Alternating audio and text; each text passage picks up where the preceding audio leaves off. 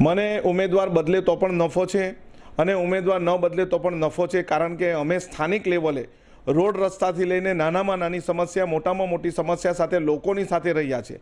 અહીં વલસાડ લોકસભાની નાળ અને એના પ્રાણ પ્રશ્નોની વિશે અમને પૂરેપૂરી ખબર છે અને ઉમેદવાર બીજા ગમે તે ઉમેદવાર હોય, અમે અમારી ઉમેદવારી ચાલુ રાખીશું। લોકોનો પ્રતિસાદ અમને ખૂબ મળી રહ્યો છે અને આ લોકસભા વલસાડ 26 અમે ખૂબ બહુમતીથી જીતીશું।